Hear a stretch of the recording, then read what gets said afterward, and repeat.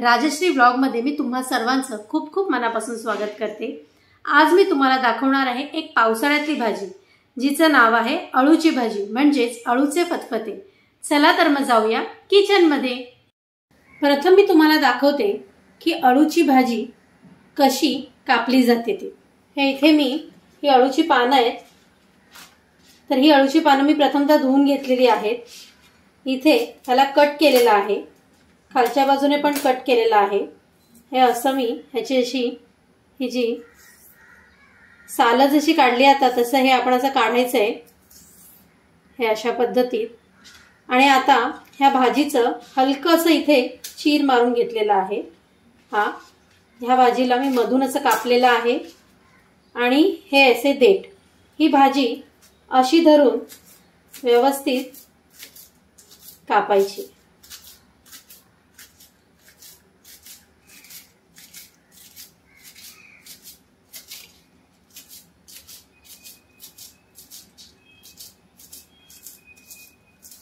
हे अशा पद्धतीत ही अळूची जी भाजी आहे ती कापून घ्यायची आहे। ही बघा, तर हे अशा पद्धतीत अळूची भाजी मी कापून घेतलेली आहे। हे देठ आणि पान हे अशा पद्धतीत कापून घेतलेलं आहे। ही बाकीची जी भाजी आहे आणि ह्याच्याशिवाय माझ्याकडे अजूनही भाजी आहे, तर ती सुद्धा मी व्यवस्थित सर्व कापून घेते आणि मग तुम्हाला आपल्याला अळूच्या भाजीसाठी काय काय इन्ग्रेडियंट लागणार आहेत ते पण दाखवते। अळूची भाजी बनवण्यासाठी लागणारे साहित्य आहे अळू। इथे मी अळूची पानं सर्व चिरून वगैरे घेतलेली आहेत, ती कशी चिरायची हे पण मी तुम्हाला दाखवलेलं आहे। तेल, ठेचलेला लसूण, हळद, मालवणी मसाला, मीठ, शेंगदाणे घेतलेले आहेत, ते मी उकडून घेतलेले आहेत। मक्याची कणसं, ही सुद्धा कणसं मी उकडून घेतलेली आहेत। 1 वाटी ओलं खोबरं, गूळ, मिरी आणि चिंच।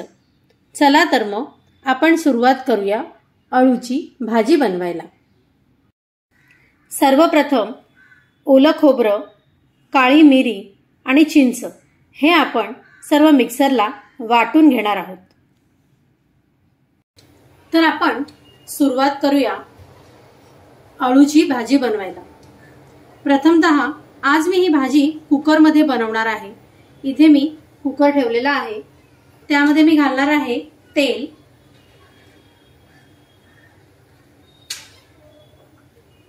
नंतर त्यात मी घालणार आहे हा ठेचलेला, जरासं तेल गरम झालेला आहे का बघूया।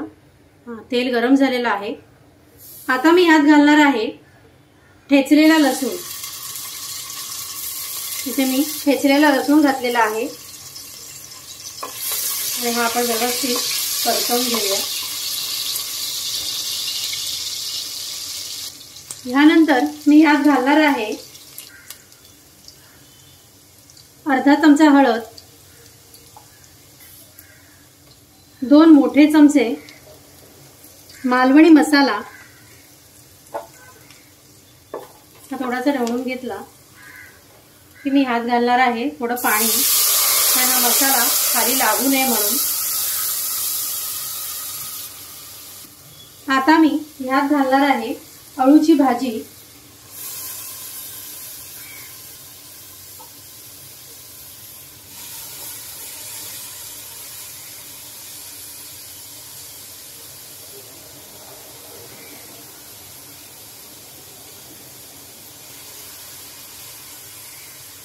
आणि आता पाणी घालून घेऊया याच्यात।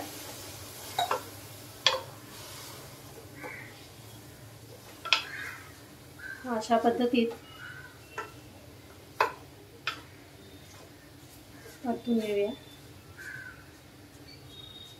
जेव्हा तुम्ही भाजी कापता तेव्हा तुम्हाला ती भाजी भरपूर दिसते, पण ज्या वेळेला तुम्ही ती भाजी फोडणीला घालता तेव्हा ती पूर्णतः आळून जाते। ही बघा आता आळलेली आहे भाजी।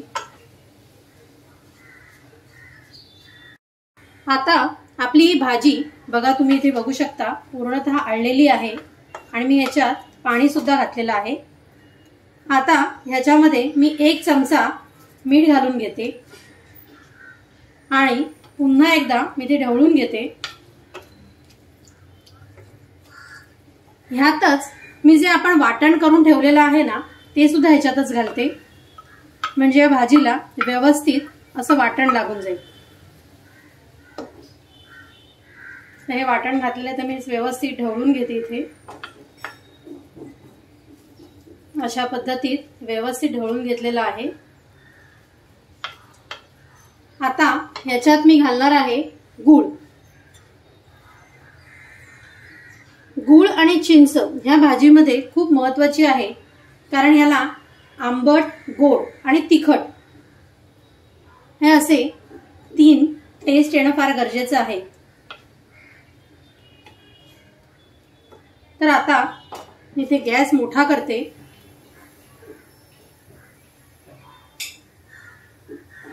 आणि इथे कुकरचं झाकण लावून घेते आणि ह्याला आपण आता 3 शिट्या काढून घेऊया।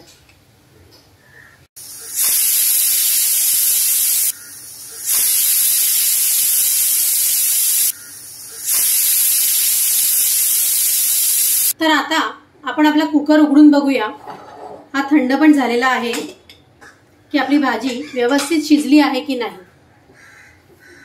आपली भाजी व्यवस्थित शिजलेली आहे। आता जे शेंगदाणे आपण उकडून घेतलेले आहेत ते याच्यात घालूया सर्व। जी मक्याची कणसं आपण घेतलेली आहेत, उकडून घेतलेली आहेत, ती सुद्धा आपण याच्यात घालतोय।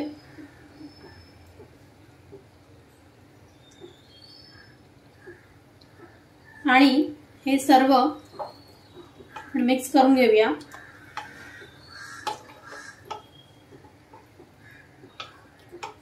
हे अशा पद्धतीत आपण आता सर्व मिक्स करून घेतलेलं आहे।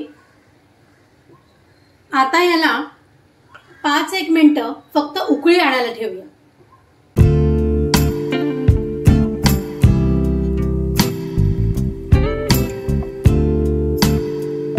ही तयार झालेली आहे आपली अळूची भाजी, म्हणजेच अळूचं फतफतं। अळूचं फतफतं हे तुम्ही भाकरी, भात, चपाती ह्याच्याबरोबर आरामात जेवू शकता, कारण ह्याची अस्सल टेस्ट घ्यायची असेल तर ती भाकरी बरोबरच घेतलेली बरी। चला तर मग तुम्हाला माझी आजची ही रेसिपी कशी वाटली हे मला कमेंट करून नक्की कळवा। आणि हो, माझ्या चॅनलला लाईक, शेअर आणि सबस्क्राईब करायला विसरू नका। थँक्यू।